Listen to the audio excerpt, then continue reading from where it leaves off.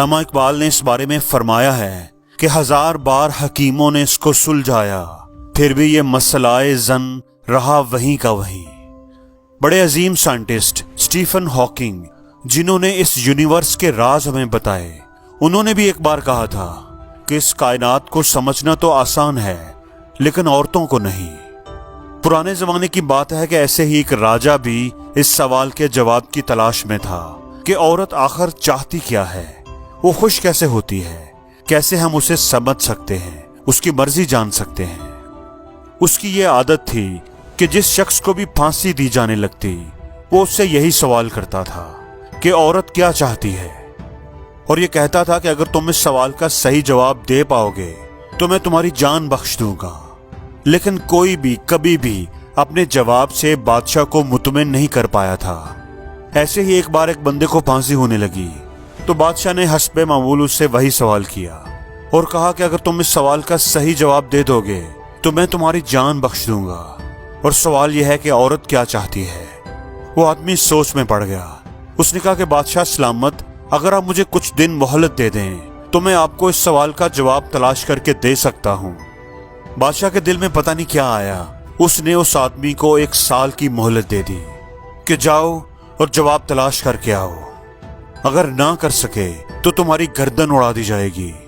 اب وہ آدمی چلا گیا، گاؤں گاؤں، شہر شہر، جنگلوں پہاڑوں میں گھوما، ہر طرح کے لوگوں سے ملا، لیکن کوئی بھی اسے تسلی بخش جواب نہ دے سکا۔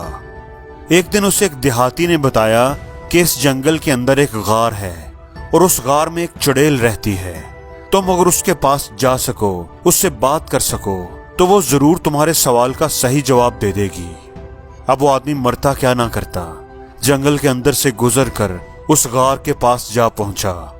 وہاں واقعی ایک چڑیل رہتی تھی۔ اس آدمی نے کہا کہ میری زندگی اور موت کا معاملہ ہے، اگر تم مجھے اس سوال کا جواب دے دو گی کہ عورت کیا چاہتی ہے تو میری جان بچ جائے گی۔ چڑیل نے کہا کہ میں اس غار میں اکیلی رہ رہ کر تنگ آ گئی ہوں، میں ایک شرط پر تمہیں جواب بتاؤں گی کہ اگر تم مجھ سے شادی کرو گے۔ اب اس آدمی نے سوچا کہ اگر جواب کا پتہ نہ چلا تو بادشاہ کے ہاتھوں ویسے ہی جان تو جانی ہی ہے، تو مرنے سے بہتر ہے کہ چڑیل سے شادی کی حامی بھر لوں۔ شادی ہونے کے بعد چڑیل نے کہا کہ چونکہ تم نے میری بات مان لی ہے تو میں نے بھی تمہیں خوش کرنے کا فیصلہ کیا ہے۔ میں نے فیصلہ کیا ہے کہ میں 12 گھنٹے تک چڑیل کے روپ میں رہوں گی اور 12 گھنٹے تک ایک خوبصورت پری جیسی عورت بن کر تمہارے ساتھ رہوں گی۔ اب تم بتاؤ کہ دن میں چڑیل رہوں یا رات کو۔ اب اس بیچارے نے سوچا کہ اگر یہ دن میں چڑیل رہی تو دن نہیں گزرے گا، اور اگر رات میں چڑیل کے روپ میں رہی تو رات ڈر ڈر کر گزرے گی۔ تو اس نے دل ہی دل میں بے چارگی سے لیکن ہونٹوں پر مسکراہٹ لا کر کہا کہ جب تمہارا دل کرے تو پری بن جانا، اور جب تمہارا دل کرے چڑیل بن جانا۔ یہ بات سن کر چڑیل بہت خوش ہوئی۔ اس نے خوش ہو کر کہا کہ چونکہ تم نے مجھے اپنی مرضی کرنے کی چھوٹ دے دی ہے تو میں نے فیصلہ کیا ہے کہ میں اب ہمیشہ ہی پری بن کر رہا کروں گی۔